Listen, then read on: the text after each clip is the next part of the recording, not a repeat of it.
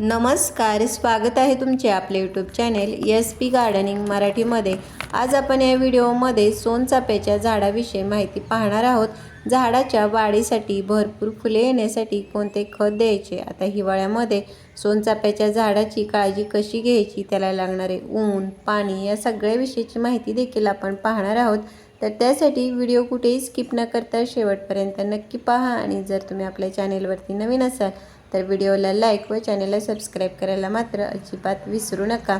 सोनचाफ्याच्या झाडाची आपण थोडी काळजी घेतलीत, वेळोवेळी खते दिलीत तर कुंडीमध्ये लावलेल्या या झाडाला देखील अशा प्रकारे खूप मोठ्या प्रमाणामध्येही फुले लागत राहतात। सोनचाफ्याचे झाड हे वर्षभर फुले देत असले तरी कडाक्याची थंडी असेल आणि कडक ऊन असेल तेव्हा मात्र हे झाड फूल हे कमी प्रमाणामध्ये किंवा देत नाही।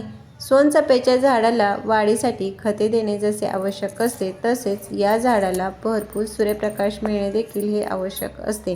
त्यामुळे सोनचाफा जेव्हा आपण कुंडीमध्ये लावतो तेव्हा कुंडी अशा ठिकाणी ठेवा ज्या ठिकाणी या झाडाला दिवसभर भरपूर असा हा सूर्यप्रकाश मिळेल। आता हिवाळ्यामध्ये या झाडाला ऊन थोडे कमी मिळते, त्याचबरोबर कुंडीतील मातीमध्ये हा ओलावा, पानावरती ओलावा हा धुक्यामुळे राहत असल्यामुळे या झाडावरती बुरशी किंवा कीड लागण्याची देखील ही शक्यता असते।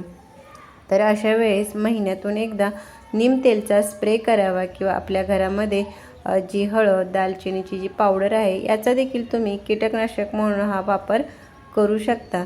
हिवाळ्यामध्ये सोनचाफ्याच्या झाडाला पाणी हे प्रमाणशीर द्यावे, कारण कुंडीतील जी माती आहे ती लवकर कोरडी होत नाही आणि जर जास्ती पाणी झाले तर मातीमध्ये बुरशी, कीड ही लागत राहते। त्यामुळे दररोज पाणी देण्याची ही आवश्यकता नसते। हिवाळ्यामध्ये झाडाला पाणी देताना कुंडीतील माती ही चेक करून द्यावी, म्हणजे कुंडीतील माती वरच्या बाजूची ही कोरडी होईल तेव्हाच या झाडाला हे पाणी द्यावे, म्हणजे आपले झाड हे चांगले वाढेल। सोनचाफ्याच्या झाडाच्या वाढीसाठी भरपूर फुलांसाठी याला वेळोवेळी खते देणे जसे आवश्यक असते तसेच या झाडावरती काही कामे करावी लागतात। त्यामध्ये करायचे काम म्हणजे झाडावरती एकदा फुले येऊन गेली की त्याची ही सॉफ्ट प्रोनिंग करावी। असे केल्यामुळे झाडावरती आणखी नवीन फुटवे येतात आणि जी झाडावरती फुले येतात ती या नवीन फुटव्यावरती, म्हणजे ज्या नवीन फांद्या तयार झालेल्या असतात त्याच्यावरतीच ही फुले येत राहतात। आता हिवाळ्यामध्ये मात्र या झाडाची ही प्रोनिंग करू नये। झाडाच्या या कुंडीतील माती देखील अधूनमधून हलवून थोडी मोकळी करावी। असे केल्यामुळे झाडाच्या कुंडीतील मातीमध्ये हा ऑक्सिजन खेळता राहतो। झाडाच्या मुळांना हा ऑक्सिजन व्यवस्थित पोहोचल्या गेल्यामुळे झाडाच्या मुळांची वाढ ही चांगली होते। साहजिकच आपले झाड देखील हे चांगले वाढते।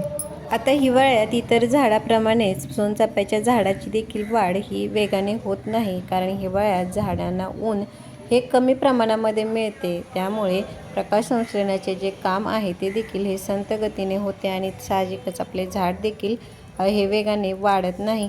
तर अशा वेळेस झाडाला कोणती खते द्यायची, तर तुम्ही त्यासाठी कोणतेही नायट्रोजनयुक्त खताचा वापर करू शकता। त्यामध्ये शेणखत, गांडूळ खत याचा देखील हा वापर केला तरी देखील आपले हे झाड चांगले वाढेल।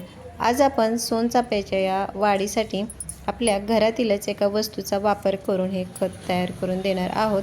ती वस्तू म्हणजे ही आपल्या घरामध्ये असणारी ही मोहरी आहे। मोहरी ही झाडांच्या वाढीसाठी अतिशय फायदेशीर अशी आहे, कारण याच्यामध्ये हे नायट्रोजन, फॉस्फरसचे प्रमाण हे जास्ती प्रमाणामध्ये असते। त्यामुळे आपली झाडे चांगली वाढतात आणि हिवाळ्यामध्ये तर हे खत अतिशय फायदेशीर आहे, कारण मोहरीमुळे आपल्या कुंडीतील मातीमध्ये उष्णता निर्माण होते।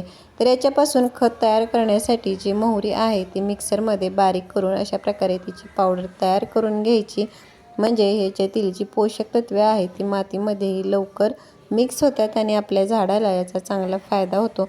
याच्यापासून तुम्ही लिक्विड खत तयार करून देखील ही देऊ शकता। आज मात्र आपण एक कोरडीच मातीमध्ये मिक्स करणार आहोत।